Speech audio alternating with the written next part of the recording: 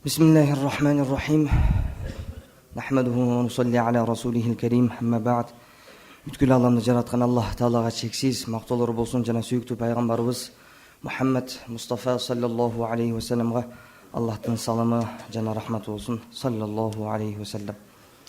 Бүгүнкү таалимибиз ар намаз сайын, ар намаздан кийин окуп жүргөн, азыр эле карекебиз окуп берген Аятул Курси аятынын фазилеттери тууралуу токтоло кетмекчибиз. Пайгамбар саллаллаху алейхи ва салламдан суралат: Айю аятин фи китабиллахи а'зам. Аллахтын элчиси Куранда өтө көптөгөн аяттар бар, ошол аяттардын ичинен эң улуу касиеттүү аят кайсыл дегенде Пайгамбар саллаллаху алейхи ва саллам хи аятул курси, ал аятул курси деп жооп берген. Демек, Куран-ы Керимде канча аят бар? 6236 аят бар. Ошол 6236 аяттын ичинен эң касиеттүү, эң улуу, өз бардык аяттар улуу, бирок ошолордун ичинен эң улуу, эң касиеттүү бул аятул курси аят экен. Анткени бул аятта Аллах Таалам өзүнүн сыпатын, затын сыпатын баяндаган жана бул аятул курсинин өтө көптөгөн пайдалары бар. Пайгамбар саллаллаху алейхи ва саллам айтат: кайсы адам ар намаздан кийин аятул курси аятын окуй турган болсо, ал адамдын бейишке киришине өлүм гана тоскоол болуп турат дейт. Бул дегени ал өлсө эле түз эле бейишке кирет деген сөз да. Бул бир фазилет. Башка бир фазилетте ошол эле намаздан кийин, фарз намаздан кийин окуй турган болсо аятул курсини, кийинки намазга чейин Аллах Тааланын фи зимматиллах, Аллах Тааланын коргоосунда, сактоосунда болот. Аллах Таала адамды асман жерден келе турган бөдө кырсык байледен, руханий, жисманий бардык оорулардан, жамандыктан Аллах Таала сактайт дейт. Кайсы адам намаздан кийин аятул курсини окуса, кийинки намазга чейин Аллах сактайт. Башка бир хадисте ошол эле намаздан кийин аятул курсини окуй турган болсоңуз, Аллах Таала сиздин жүрөгүңүздү шүйүр кылуучу жүрөктөрдөн кылып коет дейт. Чынчылдардын амалын пайгамбарларга беле турган соопту берет, Аллахтын рахматы түшөт дейт. Жана ал адамга ошол хадистин улгандысында жана айтып өткөндөй, бейишке киришине бир гана өлүм гана тоскоол болуп турат дейт. Бул намаздан кийинки фазилет болду. Эгерде жөн эле үйдө окусак, ишканабызда окусак, не фазилет? Кайсы адам үйүндө аятул курсини окуй турган болсо, Аллах Таала ошол жерден шайтан кирбейт, шайтандар кирип алган болсо, Аллах Таала ошону кубалап чыгат дейт. Аятул курсинин берекетинен. Кайсы үйдө аятул курси окуй турган болсо, Аллах Таала ошол үйдү асман жерден келе турган бөдө кырсык баледен, жамандардан, душмандардан, уруулардан Аллах Таала сактап коет. Бул тууралуу сахабалардан жашоосунда кездешкен көптөгөн окуялар бар. Ошонун катарында Убай бин Кааб радыйаллаху анху бир күнү үйүндө кампа бар эле, курма сактаган. Караса эле курмалар күндөн күнгө азайып баратат. Анан бирөө бул урдап атат окшойт деп, анан түндөсү байкоо салып карап аңдып турса, бир адамга окшогон жаныбар келет. Чочуп кетет дагы, дароо кармай калат. Сен адамсың же жинсиңби дегенде, баягы адам, баягы жаныбар мен жинмин дейт.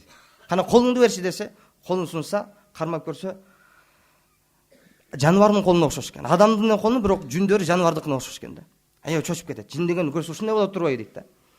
Анан баягы жин болсо айтат: бул мен эң жиндердин арасында эң эле сулуусу, эң эле жеңили менмин, менден да жамандар бар дейт.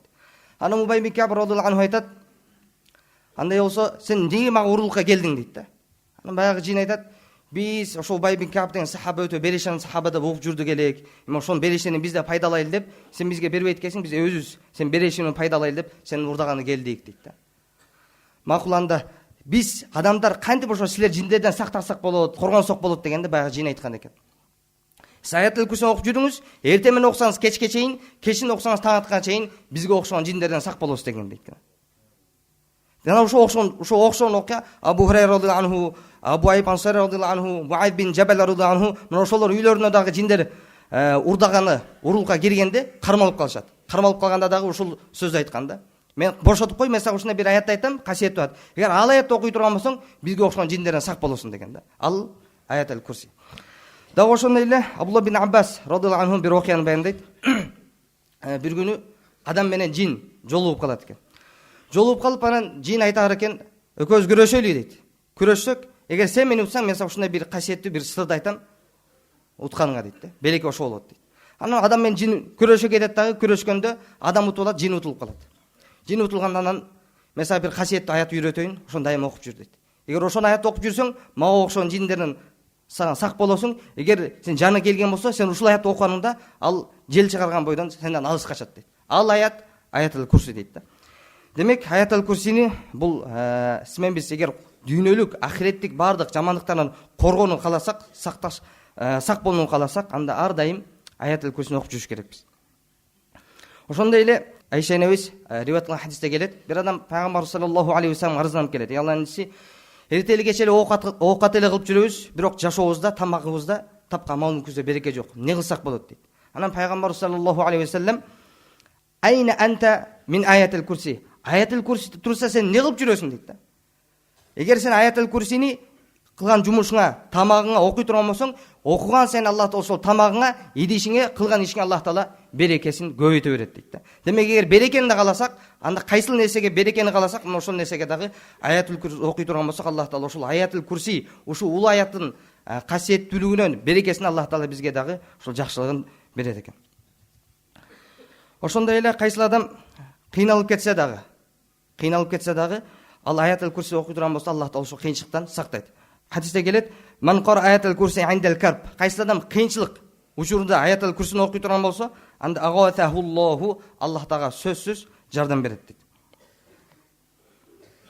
Ошондой эле Абу Умама радыйаллаху анху айтат, мен Кур'ан-ы Керимде 3 аят таптым, ошол аятты кайсы бирин окугандан кийин дуа кыла турган болсо, дуалар сөзсүз кабыл болот дейт. Биринчиси ошол Бакара сүрөсүнүн 255 аяты, аятил курси. Экинчиси Али Имран сүрөсүнүн 2-нчи аяты, Аллаху ла илаха илля хуал хайюл кайюм. Үчүнчүсү Таха сүрөсүндөгү ва анатил вужуху лил хайюл кайюм. Ушул үчөөсүн кайсы бирин айтып туруп дуа кыла турган болсо, дуасы сөзсүз кабыл болот дейт.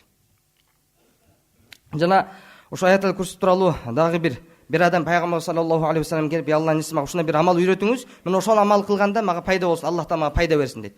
Ошондо пайгамбар саллаллаху алейхи ва саллам ал адамга насаат кылып айтат, икра аятил курси. Аятил курсини окугуң, фа иннаху яхфазука ва зурриятака ва яхфазу дарака.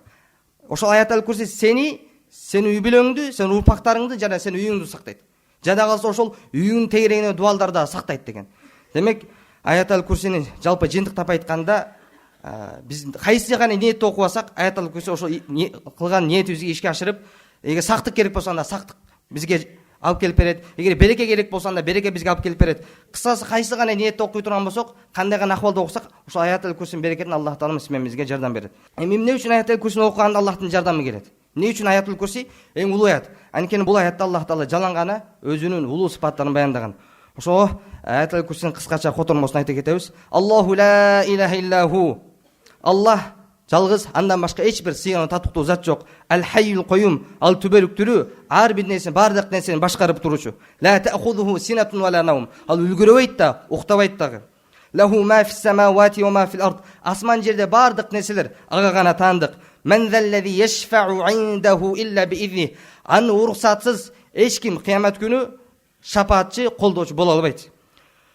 Вала я'ламу ма байна айдихим ва ма халфахум. Аллах Таала келечектеги жана өтүп кеткен нерсенин бардыгын билүүчү зат.